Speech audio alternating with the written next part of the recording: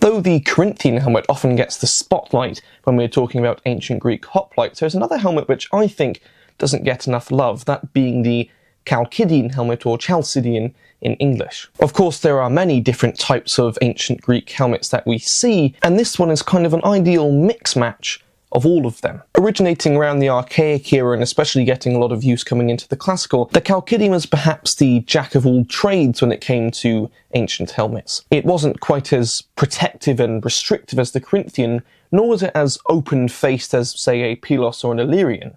It sort of took the components of all of these other helmets and put them into one, being more protective than the Pylos and Illyrian, but having more open space than many Corinthians at the time. We also see two main types of Chalcidians, ones like this, where there are solid cheek plates, and other ones that have hinged cheek plates, allowing the user to tie them up or down. This could be used for a multitude of reasons. Perhaps on the march, you would tie them up, let more air get to your face, and in combat to tie them down. But some soldiers, and it is shown in vase art as well, may decide to actually fight with the cheek plates up.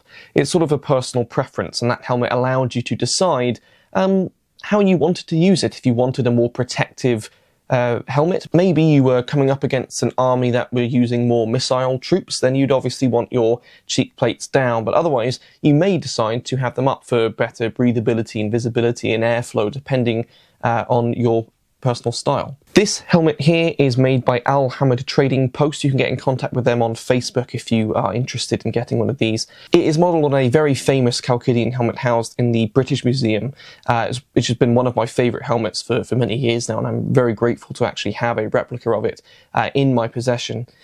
This was very kindly sent to me by a friend who decided to stay anonymous, so thank you very much for sending me this helmet.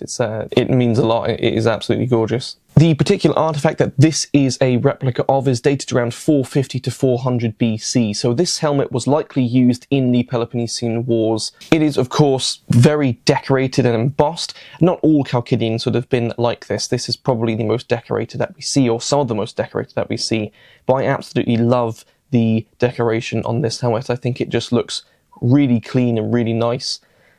Not overdone, but just sort of hits that sweet spot. I am personally a massive fan of the Corinthian helmet, and especially the more archaic style Corinthian helmet. Visually, this helmet is by far the most comfortable that I have worn, and is probably what I would choose if I were fighting for real. I very much like the sort of versatility that this helmet has, and since it still offers very good protection. You've still got a nasal, you've still got cheek plates, but it's just a little bit more open and allows for a little bit more comfort and visibility and sort of situational awareness than especially the Hermione Corinthian. And later on we will compare the two and have a look at both of them and see their similarities and their differences as well. It is very comfortable to wear, especially in Greece. We had many people, and I myself, who have worn Corinthians in Greece for the Plataea events, and so far the most uncomfortable helmet I've worn in high temperatures is the Hermione style Corinthian, the most enclosed style Corinthian. My archaic style Corinthian was actually quite nice. There was enough of a gap to let airflow in, but something like this I think would have been very, very beneficial. And I think that's something that lots of people forget when we're dealing with very, very hot climates, such as Greece, is that not only are we having to deal with, obviously, protection, we are also having to deal with the very real situation of overheating, which can be a very, very big issue on the battlefield. If you're going down with heat stroke and you're nauseous and you're dizzy, you are in a lot of trouble. So especially we have lots of people who ask, why are lots of Mediterranean armours relatively light compared to later armours? Of course, technology is a massive aspect of that, but also the temperatures. If you are in England, you can afford to be covered a lot more and not overheat than if you're in Mediterranean in 40 degrees Celsius weather. It is actually a very, very real issue.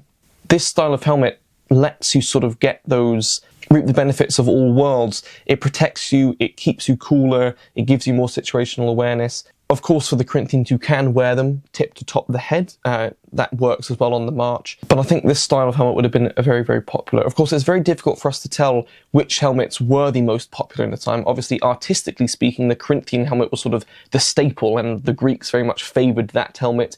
Its sort of heroic look. and it was used in art well after it dropped out of use around the mid-400 BCs. We do know that roughly 1/3 of our archaeological finds are of the Illyrian helmet, which is interesting, but this helmet as well we do have quite a lot of, and I think that it would have been quite popular for the reasons that I've previously stated. I mean, I just really think that it is an absolutely gorgeous helmet. I love the subtleties, the sort of the smaller nose guard, and all just the little intricate designs in here. I think it is just really spectacular. It's a work of art as well as a piece of armour, and I think that the Greeks absolutely nail that look. Let's compare it now to a Hermione-style Corinthian helmet. This is perhaps the most iconic Corinthian that we see in sort of modern media and in ancient media as well. And it has a very, very iconic and intimidating look. And I think most people are a massive fan of this helmet. This one, of course, is adorned in a transverse crest, which is my personal favourite, and been painted as well. I think there are a few quite obvious differences, that being that this has basically full face coverage. It has smaller eye holes, very enclosed cheek plates, as opposed to largely an open face and a sort of small, larger openings for the eyes as well. This style of helmet is the most enclosed that we see in the Greek world, and it sort of came into popularity around the Persian Wars, which could indicate that because they were facing foes who utilised missile weapons more, that the sort of most enclosed helmet style did become more popular, however quite quickly dropped out of popularity after that threat. There are many other styles of Corinthians, such as the Myros and other archaic Corinthians, that are more open than this Hermione Corinthian style. This, of course, offers you the most protection, but it does have cons with that as well, as armour always does. Of course, this will make it harder for you to survey the battlefield. Your vision's pretty good except for down. A downward vision is sort of where you struggle with this. This helmet, of course, you can see better, but you are at a higher risk of not even just getting a weapon to the face, but shrapnel, deflecting spear shafts, arrowheads, sling stones. You are at a higher risk of getting hit, but you have more situational awareness and sort of more temperature regulation, I suppose.